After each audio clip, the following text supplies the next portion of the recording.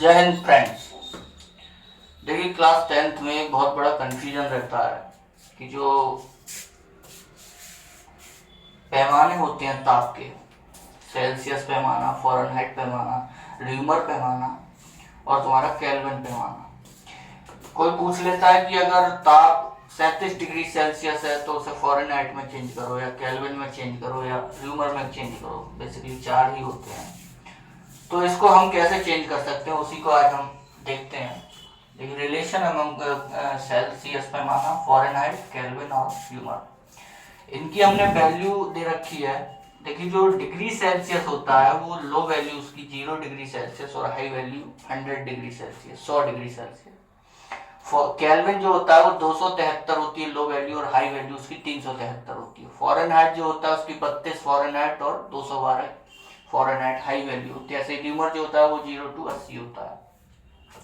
ये हमने लिख लिया है ताकि आप लोगों को थोड़ा सरलता रहे इनकी लो वैल्यू। इसका एक फॉर्मूला होता है इन सब में संबंध बिठाने के लिए कि थर्मामीटर का मतलब है यहाँ जो भी थर्मामीटर हो, मान लो सेल्सियस है तो सेल्सियस ले लेंगे, फ़ारेनहाइट है तो फ़ारेनहाइट ले लेंगे, केल्विन है तो केल्विन ले लेंगे, जो भी हो।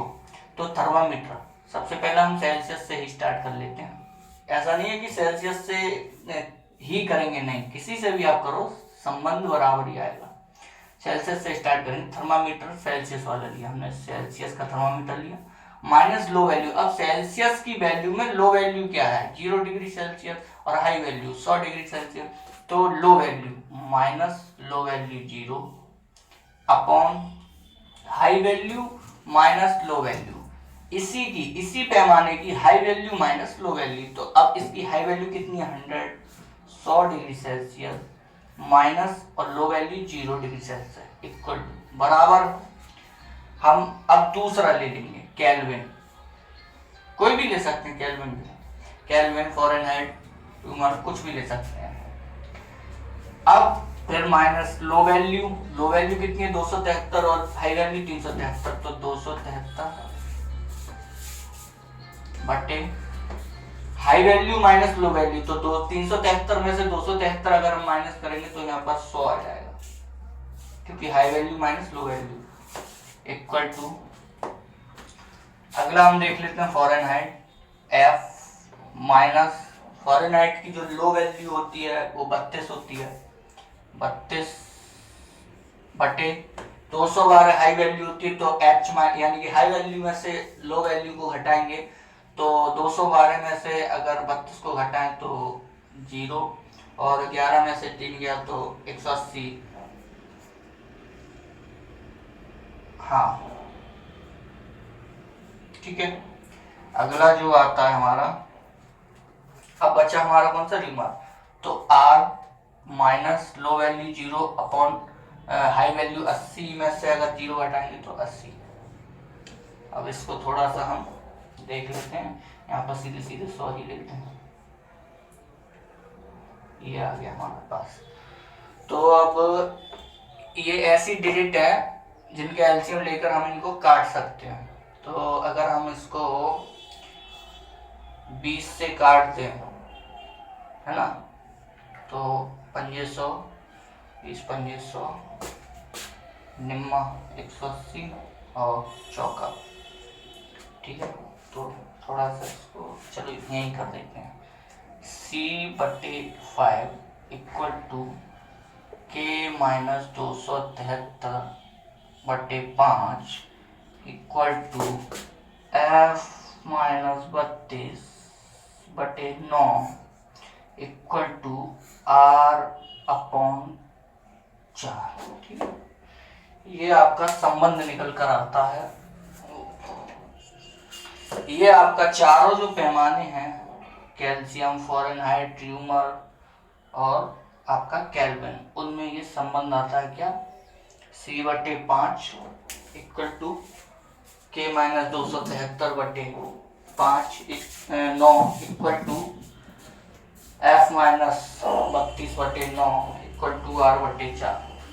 अब इसी फॉर्मूले के ऊपर हम एक दो न्यूमेरिकल समझ लेते हैं।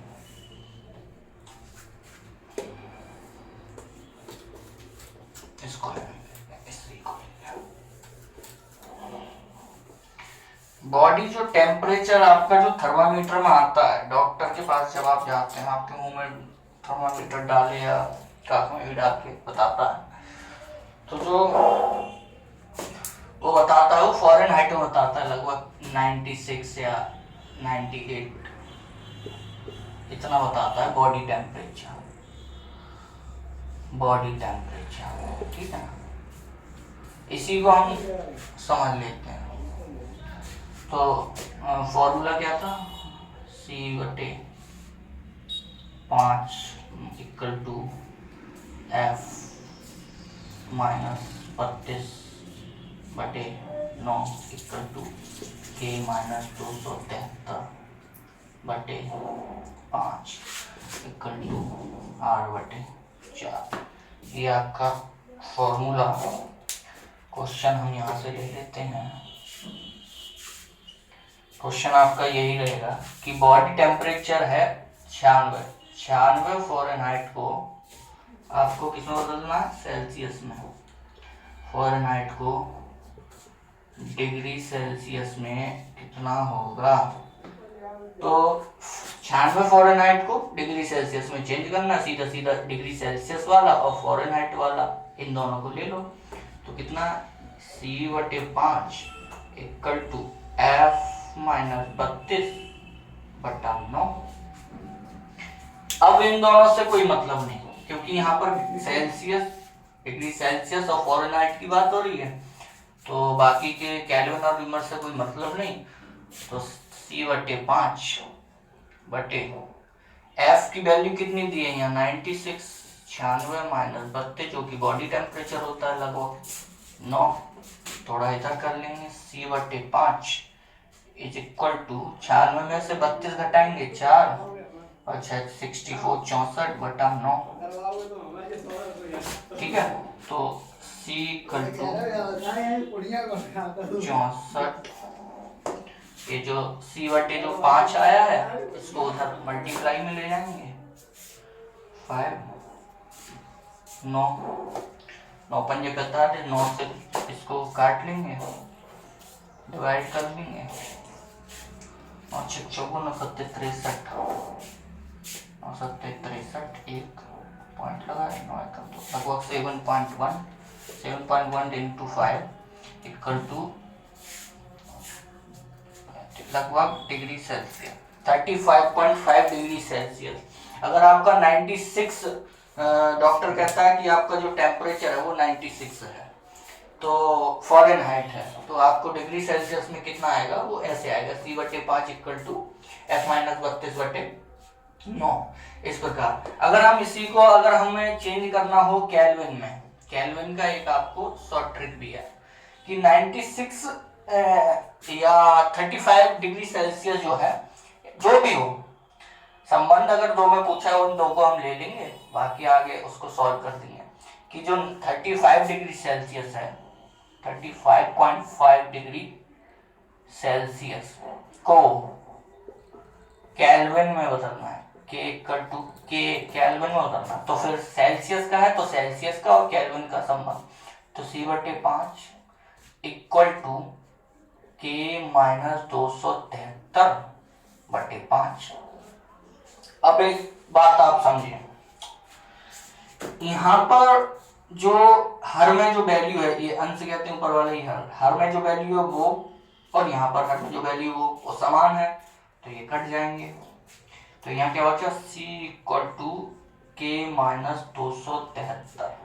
ठीक है, अब C की वैल्यू कितनी दी गई है 35.5 इक्वल टू K माइनस 273, तो ये जो माइनस में इधर जाएगा प्लस में हो जाएगा, तो 35.5 प्लस 273 इक्वल टू K, और K की जो वैल्यू आ जाएगी वो आ जाएगी